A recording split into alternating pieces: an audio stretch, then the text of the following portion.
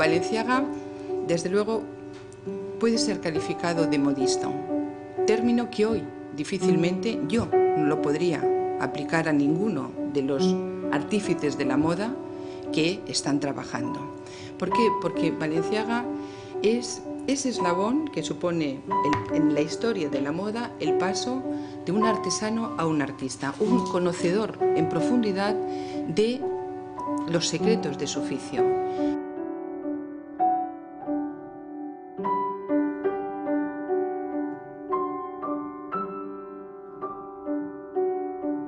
De él puede decirse verdaderamente que fue y que es un guipuzcoano universal, que ha sabido proyectar todo su mundo originario al nivel más alto de la creación, convirtiéndolo en un referente artístico y cultural en el mundo.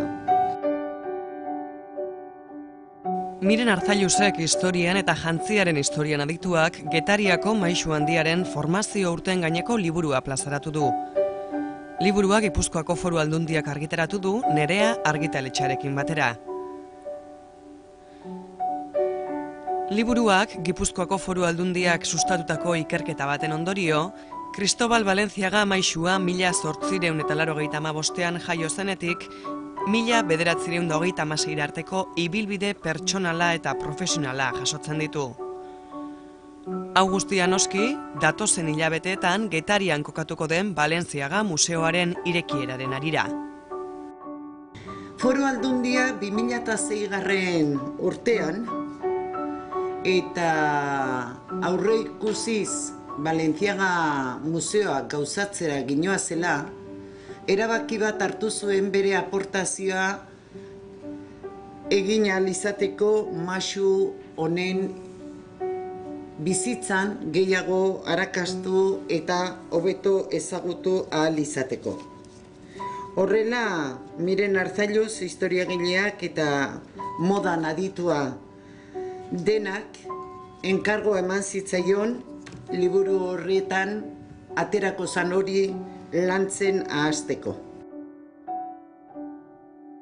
Gipuzkoako Foru Aldundiak eta liburuaren egileak ikusten zuten bazegoela hutsune bat maisuak Gipuzkoan pasatako bere lehen 52 urteez, haren abiapuntuaz, garapenaz, formazioaz eta abar.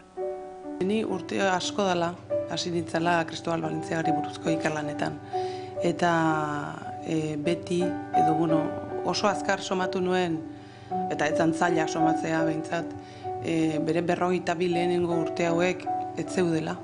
Ahaztuta zeudela, hori kasurik onenean, batzutan ez bakarrik ahaztu, baizik eta historia mitifikatu bat eta simplista bat kontatzen zitzaigun. Eta beste batzutan urte hauek gutxietxe ere egiten ziren, bere 52 urte hauek garai ilun bat bezala deskribatzen ziren, non berak ez zuen ezagutu evoluzio profesionalik, ez da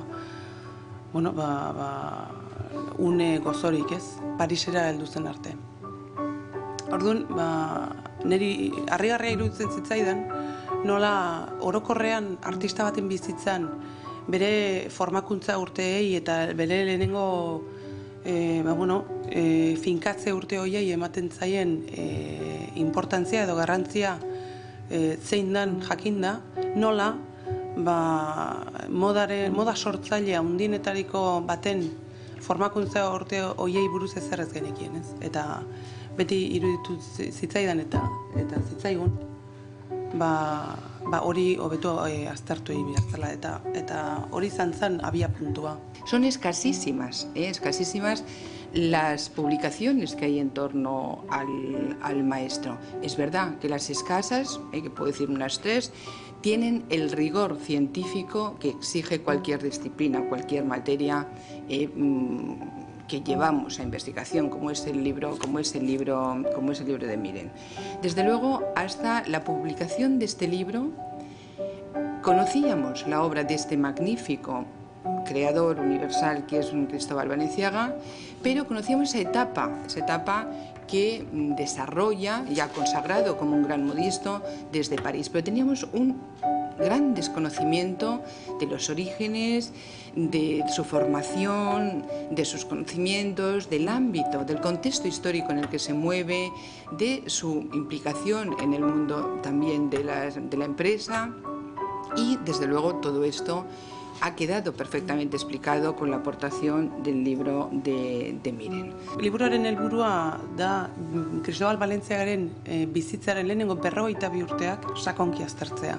Hau da, jaio zenetik, Getarian jaio zenetik 1885 urtean, Parisera juntzen arte, 1926an, urte guzti horietan bizi izan zituen goraberak, jaso zuen formakuntza, izan zuen ibilbide profesionala, bai artistikoki, bai teknikoki, bai enpresagizon bezala, guzti horiek sakonki aztertzea.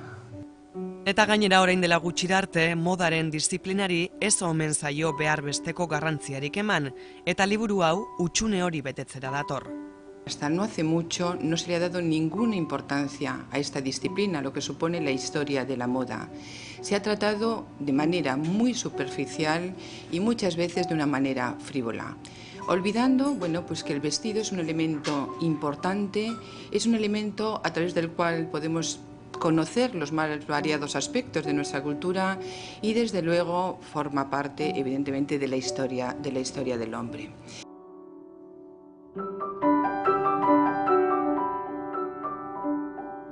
Bada, Cristobal Valentziaga jaio eta hurrengo 52 urteetan, Parisera iritsi eta ospea lortu arteko urteetan bizi izandakoa jasotzen da liburuan.